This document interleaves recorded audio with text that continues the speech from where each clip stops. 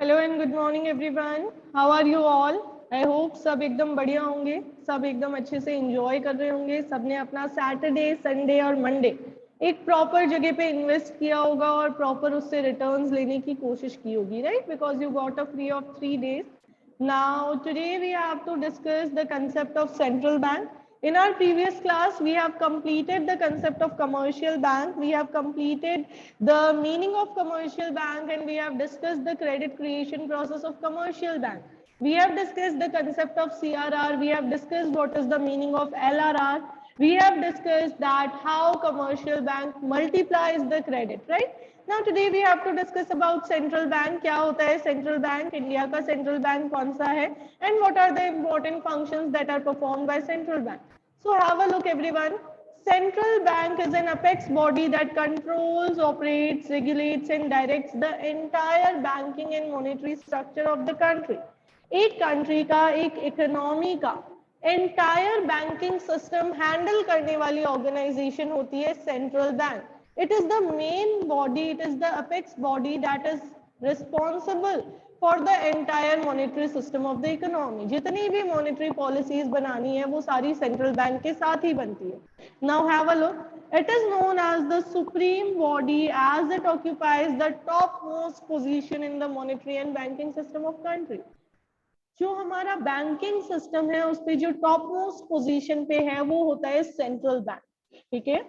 All the financially developed countries have their own central bank. India's central bank is Reserve Bank of India. RBI was established on 1st April 1935 under the Reserve Bank of India Act passed in the year 1934.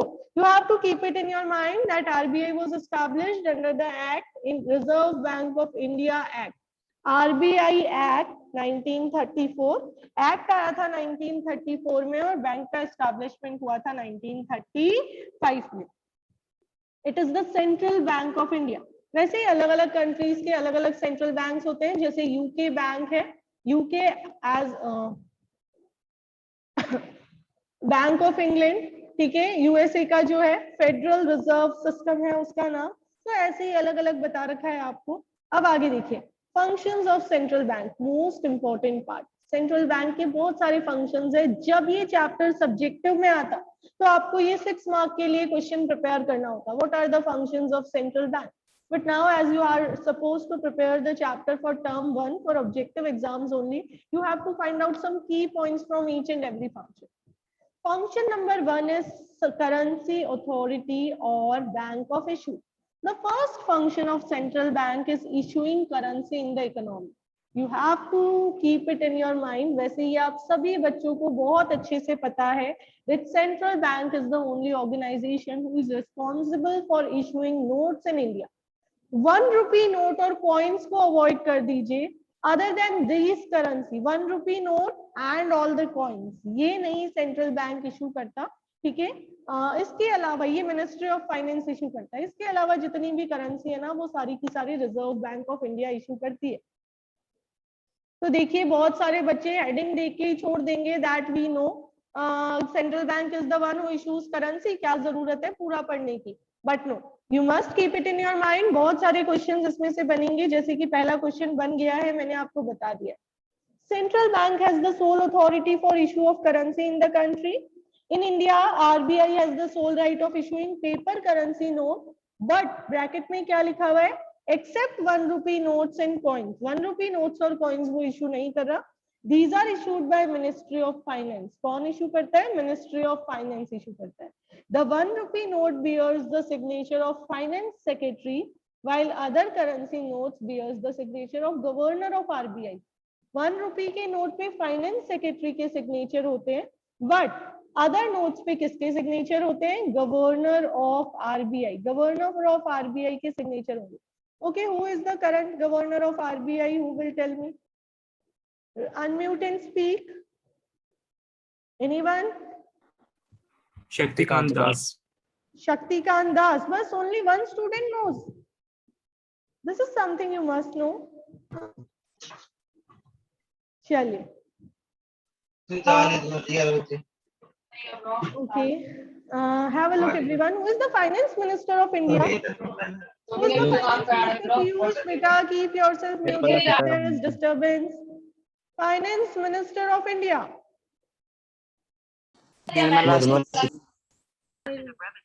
Girls में किसी को नहीं पता? निर्मला सीतारमन। कुछ चीजें आप सबको पता होनी चाहिए बेटा। चलिए आगे क्या कह रहे हैं देखिए। All the currency notes issued by central bank is its monetary liability. जितने भी नोट सेंट्रल बैंक ने इशू किए हैं वो उसकी मॉनेटरी लायबिलिटी है। सेंट्रल बैंक के पास जितनी करेंसी उसने एक इकोनॉमी में इशू की है उसकी इक्विवेलेंट असेट्स होनी जरूरी है। ये इंपॉर्टेंट बात है जो आपको शायद नहीं पता थी। Every central bank is obliged to keep assets equivalent to the value of currency issued in the country. हमारे देश में जितना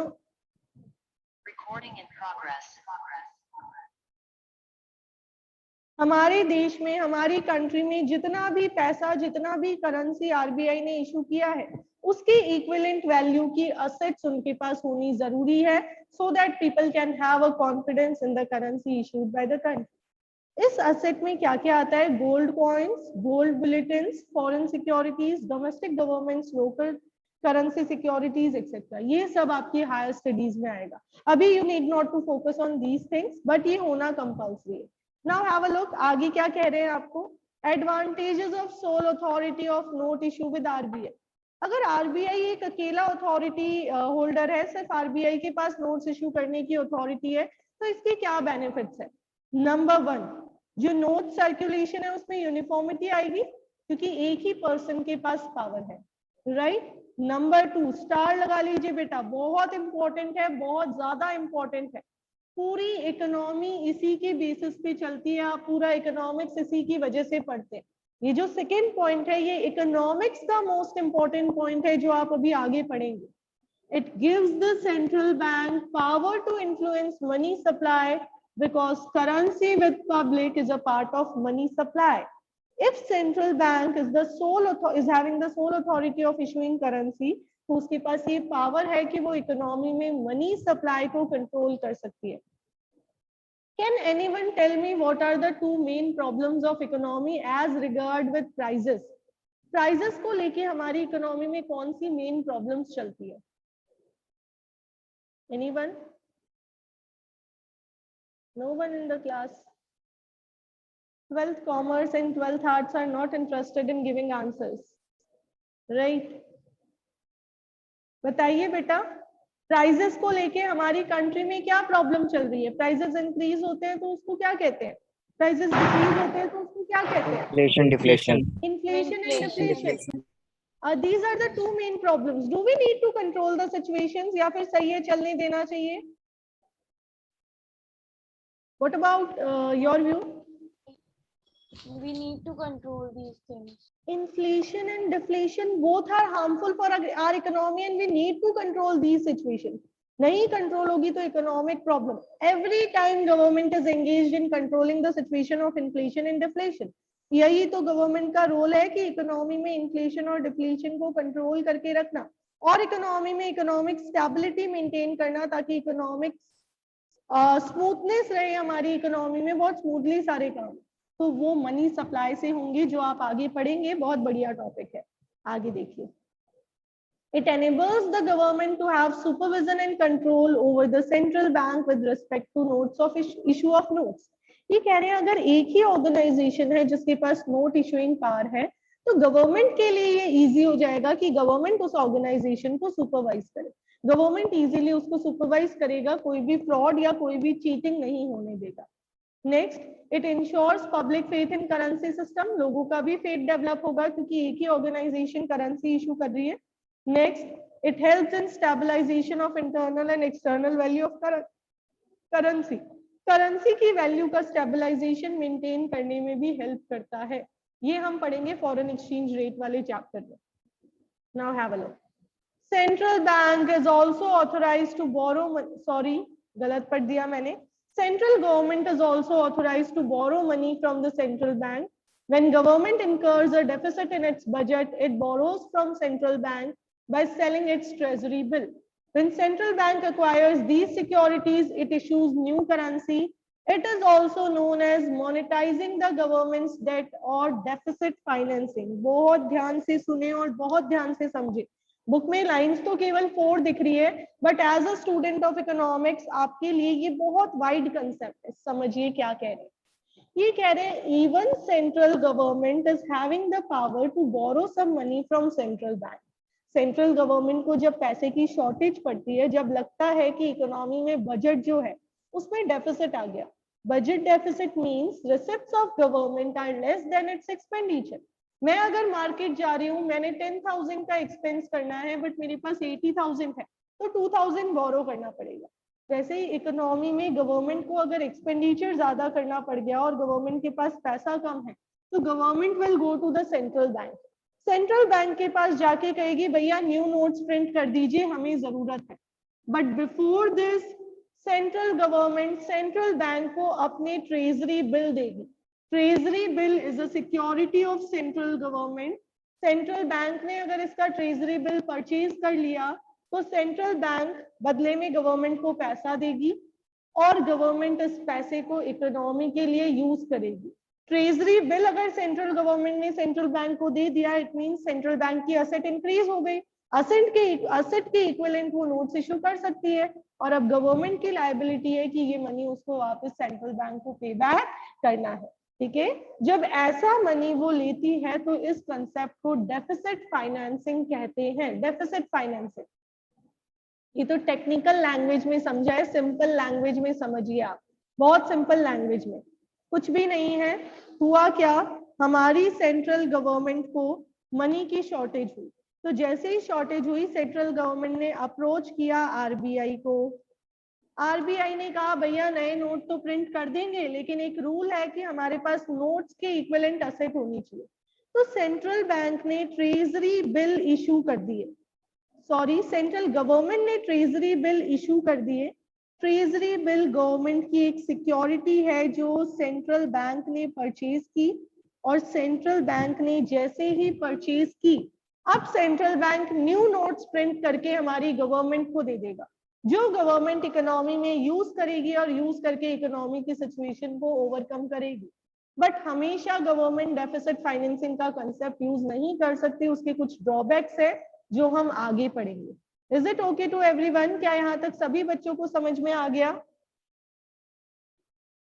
चलिए अब थोड़ा सा डिस्कशन को यहीं पे डिटेल में ले लेते हैं. मुझे बताइए. Okay, Vahini want to ask something. Yes बेटा, you can unmute and speak. I raised my hand. You asked ना. Okay बेटा. Okay everyone. चलिए. Now can anyone tell me कि क्या गवर्नमेंट नोट्स प्रिंट करके, जब आपने पढ़ ही लिया कि गवर्नमेंट के पास ऐसी पावर है, तो क्यों ना पॉवर्टी की प्रॉब्लम को खत्म कर दिया जाए? क्यों ना नोट्स प्रिंट करके पुअर्स में डिस्ट्रीब्यूट कर दिए जाए? बताइए कौन कौन एग्री करता है? हमारी आधी प्रॉब्लम्स तो पैसे से रिलेटेड ही है. हाँ जी गर्ग. नहीं होता मैम, अगर जितने ज्यादा नोट्स इशू करेंगे उतनी ज्यादा इन्फ्लेशन बढ़ती जाएगी मैम, क्योंकि मनी सप्लाई बहुत ज्यादा हो जाएगी मार्केट में, बिल्कुल प्राइसेस हाई हो इन्फ्लेशन जाएंगे. बढ़ता जाएगा. कोई ऐसा बच्चा है क्लास में जिसको लगता है नहीं ऐसा कर सकते? सारी समस्या यहीं खत्म हो जाएगी कि नोट प्रिंट कर दो और पुअर्स में डिस्ट्रीब्यूट कर दो. हो सकता है क्या? कार्तिक, आपके अकॉर्डिंग ऐसा क्यों नहीं कर सकते बेटा? Kartik. Ma'am because ma'am money की मैम वैल्यू भी गिर जाएगी. बिल्कुल, मनी की वैल्यू गिर जाएगी और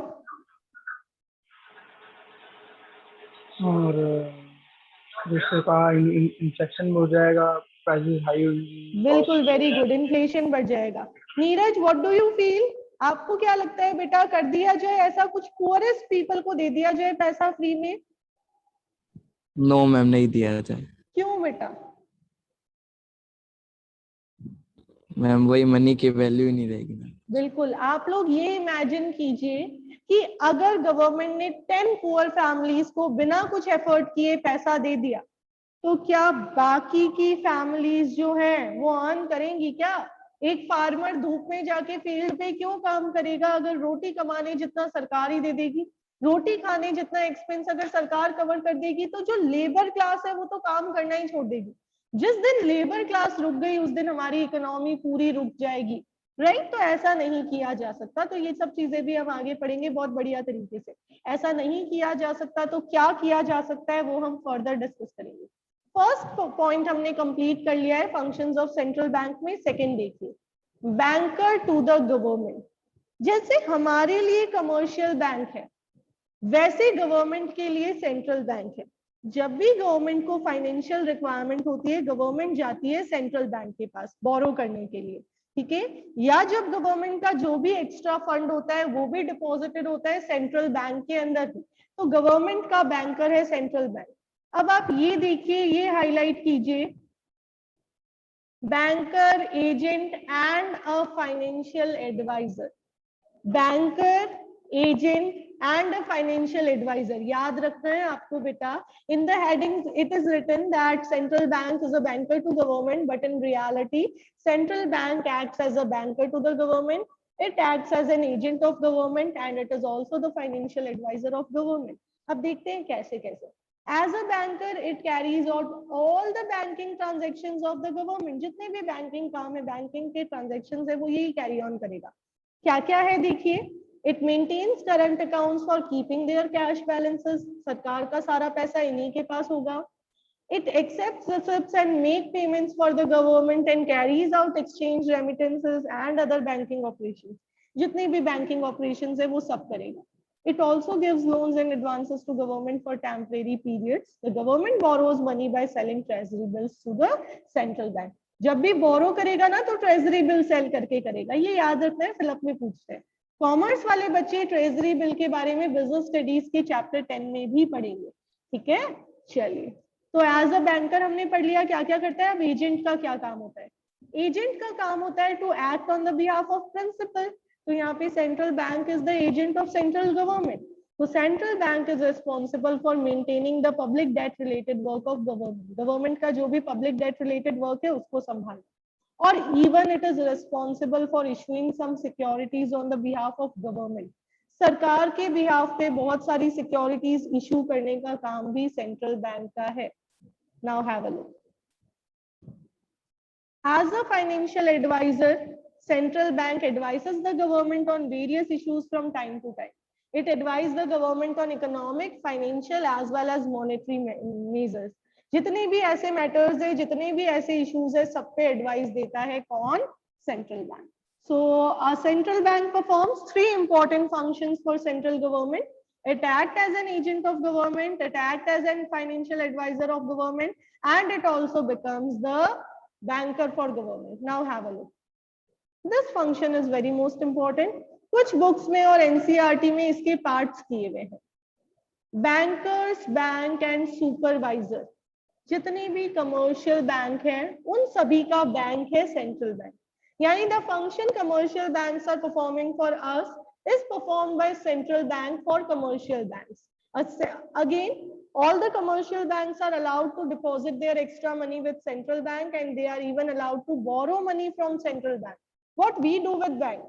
We just deposit our surplus money in bank and we can borrow money from bank. In the same way, commercial bank can deposit the surplus money with central bank and it can also borrow from central bank. Easy enough? Plus, Central Bank is the organization who checks on the activities of commercial bank. आप सभी ने Indian eco, चलिए देखते हैं किसको कितना याद है। Chapter 3 of Indian economic development, liberalization, banking sector reform. There was a reform related with this point. कौन बता सकता है, किसके माइंड में क्लिक हो गया है? Anyone in my class? Chocolate deserving student होगा। Chapter 3 Indian economic development. Ma'am, reforms of क्या बताना है? Financial sector. बेटा एक पॉइंट था, हाँ, reforms in financial sector, banking sector reforms, liberalisation के अंदर। उसमें एक पॉइंट था रिजर्व बैंक से रिलेटेड, जो यहाँ सुपरविजन से रिलेटेड था। कोई बता सकता है?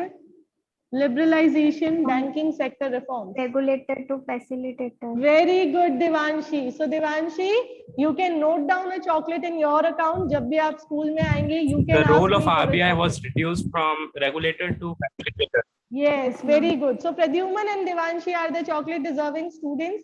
या तो आप अपने behalf पे लेके खाएं, वरना you owe a chocolate. आप जब भी स्कूल आए, you can give me a reminder. ठीक है? चलिए, ये पॉइंट वहां पे आया था. इतनी क्विक मेमोरी होनी चाहिए कि हमें सब कुछ याद आ जाए. देखिए यहाँ पे क्या कह रहे हैं.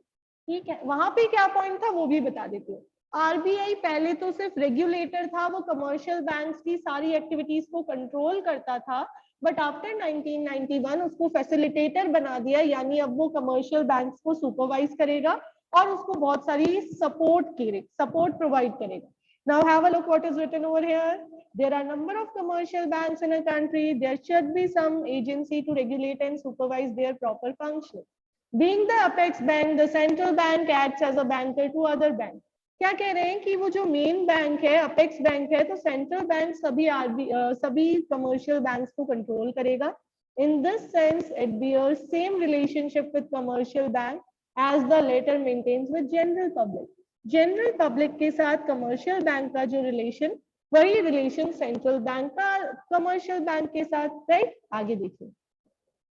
As the bankers bank, central bank functions in three capacities. Number one, custodian of cash reserve. जो हमने बैंकिंग कमर्शियल बैंक की क्रेडिट क्रिएशन प्रोसेस में पढ़ा था ना, कि it multiplies the cash reserve, the initial deposits, primary deposits. तो उसका जो परसेंटेज हमें साइड में रखना था, जो कैश रिजर्व रेशियो रखना था, वो कैश रिजर्व रेशियो हमें हर वक्त रिजर्व बैंक के पास रखना होता है. तो reserve bank is the custodian of such cash reserve. ये मेंटेन करता है हमारे रिजर्व्स को. नेक्स्ट देखिए, lender of the last resort. अगर इमरजेंसी सिचुएशन में कमर्शियल बैंक अपनी फाइनेंशियल रिक्वायरमेंट अदर सोर्सेस से फुलफिल नहीं कर पाता, तो एट लास्ट वो अप्रोच करता है सेंट्रल बैंक को. वो कहता है कि आप हमें लोन दे दीजिए ताकि हम अपने फाइनेंशियल क्राइसिस को ओवरकम कर सके. ठीक है, तो जब भी फाइनेंशियल क्राइसिस आते हैं, पहले कमर्शियल बैंक कोशिश करते हैं कि वो और कहीं से मैनेज करे. अगर कहीं से भी मैनेजमेंट नहीं होता, तो फाइनेंशियल इमरजेंसी के टाइम में they approaches the central bank and they ask the central bank to become a lender, to give them financial support, to help them by any method it can do. ठीक है, method क्या होगा वो सब आपकी higher studies में आप detail में पढ़ेंगे. तो discounting of approved securities and bills of exchange, ये गवर्नमेंट के रूल्स होते हैं कि सेंट्रल बैंक कैसे कमर्शियल बैंक को लोन देगा.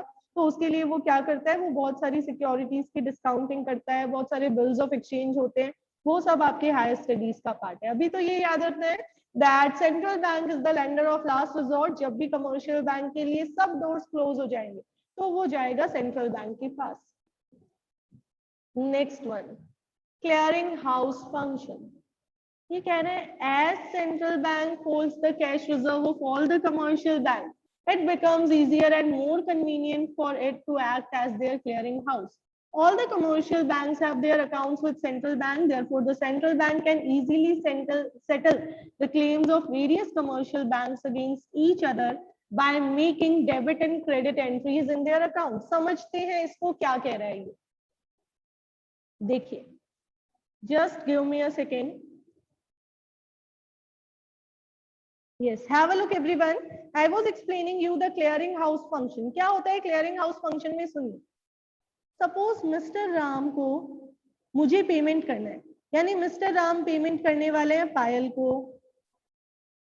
ठीक है, अब मेरा अकाउंट है एसबीआई में. I am having my bank account in SBI और मिस्टर राम का अकाउंट है पीएनबी में. मिस्टर राम ने मुझे अपने बैंक अकाउंट की चेकबुक में से एक चेक कट करके दे दिया और चेक पे अमाउंट लिख दी 1.5 लाख. 1.5 लाख का पेमेंट मिस्टर राम ने मुझे दे दिया. मिस्टर राम ने अपने बैंक अकाउंट की चेकबुक को यूज किया और 1.5 लाख का चेक किसको दे दिया? पायल को दे दिया. अब मैं कहाँ जाऊंगी? मैं जाऊंगी एसबीआई में, क्योंकि डेफिनेटली मेरा बैंक अकाउंट एसबीआई में.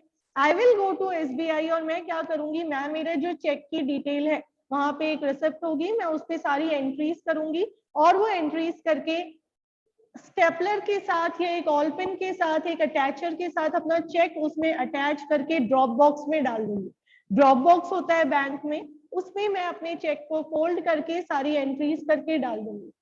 अब 2 दिन बाद मेरे अकाउंट में 1.5 लाख रुपीज आ जाएंगे। Now you just tell me, क्या आपको लगता है कि एसबीआई वाले पीएनबी के पास गए होंगे और वहां से 1.5 लाख लेके आए होंगे और मेरे अकाउंट में डाला होगा? क्या आपको ऐसा लगता है? Let me know. No ma'am. फिर क्या हुआ होगा? प्रैक्टिकली आधे लोगों को तो ये लगता है कि इंटर बैंकिंग ट्रांजेक्शन्स कुछ इस तरीके से होते हैं। एक दिन का टाइम इसीलिए चेक सेटलमेंट में लग जाता है, क्योंकि एसबीआई वाले जाएंगे पीएनबी के पास या फिर पीएनबी वाले आएंगे एसबीआई के पास और उसको 1.5 लाख रुपीस दे देंगे कि हमारे बैंक का होल्डर था, अकाउंट होल्डर राम, उसके अकाउंट से हमने निकाल लिए, आप अपने पायल के अकाउंट में डाल दीजिए। नहीं भैया, ऐसा नहीं होता है। समझिए फिर कैसा होता है, बहुत अच्छे से समझिए क्या होगा। Each and every commercial bank is having an account with Reserve Bank of India. अब जो ये 1 डे का टाइम होता है उसमें आरबीआई के बैंकिंग पोर्टल के पास इंफॉर्मेशन जाती है। आरबीआई क्या करेगा, पीएनबी के अकाउंट से 1.5 लाख रुपीस डेबिट कर देगा, माइनस कर देगा, और एसबीआई में 1.5 लाख रुपीस को ऐड कर देगा। एसबीआई में क्रेडिट कर दिया जाएगा। बैंकिंग में CR is for credit and DR is for minus amount. जब भी अमाउंट जा रही है तो डीआर यूज किया जाता है, आपके अकाउंट में आ रही है तो सीआर होता है। तो एसबीआई में आ जाएगी और पीएनबी से डिडक्ट हो जाएगी। कौन करेगा? Reserve bank of India. अब पीएनबी क्या करेगा, जैसे ही उसके अकाउंट से डिडक्ट हुआ वो अपने अकाउंट होल्डर से भी उतनी अमाउंट डेबिट कर देगा, और एसबीआई के पास जैसे ही आया वो अपने अकाउंट होल्डर के अकाउंट में क्रेडिट कर देगा। This function is known as clearing house function. It is the most important function performed by the Central Bank of India. Anyone who is having any confusion in this part, then you can ask me. ये सिर्फ read करने से नहीं आएगा, ये आपको example ऐसे ही समझ में आएगा। तो किसी को कंफ्यूजन रह गया हो तो बताइए। हमने कौन सा पॉइंट पढ़ा है? क्लियरिंग हाउस फंक्शन पढ़ा है हमने। Yes Rahul, you can unmute and speak. मैं नेटवर्क इशू हो गया था, आप वापस बता सकते हो क्या? बिल्कुल बेटा, definitely I can tell you. चलिए राहुल, सपोज आपको कार्तिक को पेमेंट करना है 2 लाख रुपीस का, ठीक है, और आप ये पेमेंट करना चाहते हो बैंक के थ्रू। अब आपने क्या किया बेटा, अपनी चेकबुक में से एक चेक काट के कार्तिक को दे दिया। उस चेक पे 2 लाख रुपीस लिखा हुआ था। अब ये तो जरूरी नहीं है कि आपका और कार्तिक का सेम अकाउंट, सेम बैंक में ही अकाउंट हो। आप एसबीआई अकाउंट होल्डर हैं और कार्तिक जो है वो पीएनबी अकाउंट होल्डर है। ऐसे में जब कार्तिक अपने पीएनबी बैंक में जाएगा वो चेक लेके, तो पीएनबी वाले इमीडिएटली उसके अकाउंट में अमाउंट ट्रांसफर नहीं करेंगे, 2 दिन लगेंगे। बैंक में एक सिस्टम होता है, एक प्रोसेस होता है, हम जाते हैं, वो चेक लेके कार्तिक जाएगा, बैंक में एक रिसिप्ट को फिल करेगा, उस पर डिटेल्स फिल करेगा और उसको अटैच करके ड्रॉप बॉक्स में डाल देगा। बैंक में हमेशा एक ड्रॉप बॉक्स लगा हुआ होता है, चेक बॉक्स भी, चेक ड्रॉप बॉक्स कहते हैं उसको। तो उस चेक ड्रॉप बॉक्स में वो उस चेक को डाल देगा। अब प्रैक्टिकली जिनको बैंकिंग की नॉलेज नहीं है उनको लगता है कि 2 दिन बाद पैसा इसलिए आता है क्योंकि एसबीआई वाले आएंगे पीएनबी के पास और एसबीआई वाले पीएनबी के पास में आके उनको 2 लाख रुपीस दे देंगे, या फिर हाँ, या फिर क्या होगा, पीएनबी वाले एसबीआई के पास जाएंगे और उनको कहेंगे भैया 2 लाख रुपए दे दो, हमें अपने कार्तिक के अकाउंट में डालना है। ऐसा नहीं होता। Each and every commercial bank is having an account with central bank. तो कमर्शियल बैंक क्या करेंगे, सेंट्रल बैंक के पोर्टल को एक इंफॉर्मेशन देंगे। अब सेंट्रल बैंक का क्या काम है देखिए, एसबीआई से 2 लाख रुपीस क्रेडिट कर दिया, डेबिट कर दिया जाएगा। एसबीआई के अकाउंट से 2 लाख रुपीस को डेबिट कर दिया जाएगा और पीएनबी के अकाउंट में 2 लाख रुपीस को क्रेडिट कर दिया जाएगा। इधर से माइनस हुआ तो राहुल के अकाउंट से भी माइनस कर देगी एसबीआई, इधर ऐड हुआ तो कार्तिक के अकाउंट में पीएनबी उसको ऐड कर देगा। और ये जो पूरा प्रोसेस है इसको हम कहते हैं clearing house function of commercial bank. क्या कहते हैं? Clearing house function of commercial bank. Is it okay to everyone?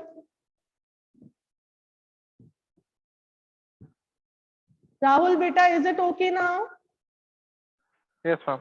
Is the content visible to you? Whiteboard हटा के I have shared the content with you. Is it visible? Yes, ma'am.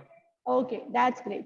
तो हमने ये important part पढ़ लिया. ये दिखने में तो छोटे छोटे theoretical topics है, but quite important. अब आगे देखिए. As a supervisor, the central bank regulates and controls the commercial bank. The regulation of bank may be related to their licensing, branch expansion, liquidity of assets, management, merging, winding up, etc. बहुत सारे regulations होते हैं अलग अलग चीजों से related. अब regulator से ज्यादा facilitator है. The control is exercised by periodic inspection of banks and returns filed by them. Central bank जो है वो RBI क्या करता है, commercial bank को अलग अलग तरीके से कंट्रोल करता है, वो चेक करता है उसकी एक्टिविटीज को, पीरियोडिक चेकिंग होती रहती है, इंस्पेक्शंस होते रहते हैं. आगे देखें. Next, controller of money supply and credit. इससे पहले मैं आपको जो टॉपिक समझा रही हूँ वो ध्यान से पढ़ेंगे, तभी ये पूरा फंक्शन आपको समझ में आएगा. बैंकिंग वाले चैप्टर का और इकोनॉमिक्स का, पूरी इकोनॉमिक्स का सबसे क्रूशियल टॉपिक है. ऊपर मैंने बताया था ना, मनी सप्लाई को कंट्रोल करके जो सोल अथॉरिटी के एडवांटेजेस थे, उसका सेकेंड पॉइंट उससे रिलेटेड है. This is the most important part of your syllabus. ठीक है, ये सबसे इंपॉर्टेंट पार्ट है. और मैं आपको बताऊं, as a student of economics सबसे ज्यादा क्रूशियल यही वाला टॉपिक है. सबसे अच्छे से आपको यही आना चाहिए. तो टॉपिक तो पढ़ेंगे कल, बट आज इस टॉपिक का एक इंट्रो ले लेते हैं, कुछ बेस समझ लेते हैं इसका. राइट, बेस आएगा तो कल ये टॉपिक आपको आ पाएगा. चलिए भैया देखिए सभी बच्चे ध्यान से.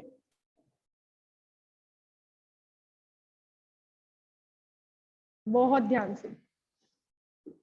Have a look everyone. The main purpose of every government is to bring economic stability in the nation. क्या लाना है? Economic stability लेके आना है. अब इकोनॉमिक स्टेबिलिटी का मतलब होता है freedom from inflation and deflation. Freedom from inflation as well as freedom from deflation. ना तो इन्फ्लेशन हमारे लिए काम की बात है, ना ही डिफ्लेशन. इन्फ्लेशन में भी हम सब सफर करेंगे और डिफ्लेशन में भी हम सब सफर करेंगे. कोविड की वजह से जब डिफ्लेशन आया तो भी हम परेशान हो गए थे, और अब वापस थोड़ा थोड़ा इन्फ्लेशन आने लग रहा है तो भी हम परेशान ही हो रहे हैं. Right, so both the situations are harmful for the economy. Situation of inflation as well as situation of deflation. अब मनी सप्लाई से गवर्नमेंट, बैंकिंग सिस्टम और सेंट्रल बैंक मिलके इन्फ्लेशन और डिफ्लेशन को कवर करते हैं. सेंट्रल बैंक, गवर्नमेंट और ये जो कमर्शियल बैंक है, बैंकिंग सिस्टम है, ये इन्फ्लेशन और डिफ्लेशन को कवर करता है by using the money supply tool. तो इसको समझने से पहले आप मुझे ये बताइए, सबको पता है इन्फ्लेशन क्यों आया? मनी सप्लाई ज्यादा होने की वजह से आया होगा या कम होने की वजह से आया होगा? Tell me. The situation of inflation occurs due to, फिर एक डैश अगर आपके सामने छोड़ दूं, एक्सेस मनी सप्लाई और लेस मनी सप्लाई, आपका आंसर क्या होगा? Excess money supply. सभी एग्री करते हैं क्या? Yes ma'am. चलिए 2-3 बच्चे एग्री करते हैं. आई डोंट थिंक कि ये सबको पता होगा. चलिए सुन लीजिए, बहुत ध्यान से सुनिएगा. क्लास 11th की माइक्रो इकोनॉमिक्स में आपने पढ़ा था डिमांड का meaning. Desire to buy something backed with sufficient purchasing power and willingness to spend. हम मार्केट में डिमांड कब करते हैं? जब हमारे पास सफिशिएंट परचेजिंग पावर यानी पैसा होता है. बिना पैसे तो मैं मार्केट में जाके डिमांड नहीं करूंगी ना. पैसा होगा तो ही मैं मार्केट में जाऊंगी और पैसा होगा तो ही मैं डिमांड करूंगी. ये जो इन्फ्लेशन है ये आता है ड्यू टू एक्सेस डिमांड. मैं जो चीजें बोल रही हूँ बेटा बहुत ध्यान से लिख लीजिएगा, ये पूरे इसका बेस है अगले टॉपिक का. ठीक है, आपको ध्यान रखना है. Inflation occurs due to excess demand. हमें समझना है इन्फ्लेशन को कम कैसे करेगी. तो पहले इन्फ्लेशन आया क्यों है ये तो समझे. तो इन्फ्लेशन आ रहा है due to excess demand. Market में लोगों के पास पैसा बहुत है, परचेजिंग पावर बहुत है, जिसकी वजह से वो मार्केट में खरीदना चाहते हैं. और क्योंकि लोग पे करने के केपेबल हैं, क्योंकि लोगों के पास पेइंग कैपेसिटी है, इसीलिए तो प्रोड्यूसर्स प्राइसेस बढ़ा रहे हैं. लोगों के पास पेइंग कैपेसिटी नहीं होती तो प्राइसेस भी नहीं बढ़ती. So inflation occurs due to excess demand, and excess demand occurs due to more money supply. Excess demand क्यों आती है? क्योंकि इकोनॉमी में मनी की सप्लाई ज्यादा होती है। तो आपका की पॉइंट ये है that during inflation it is the duty of government and central bank to control the money supply. Inflation में गवर्नमेंट के सारे स्टेप्स होंगे मार्केट में मनी को कम करने से रिलेटेड। कैसे करेगी ये पढ़ेंगे कल, बढ़िया टॉपिक है, शानदार टॉपिक है। और ड्यूरिंग डिफ्लेशन गवर्नमेंट का टारगेट है मनी की सप्लाई को बढ़ाना, कैसे बढ़ाएगी ये पढ़ेंगे कल की क्लास में।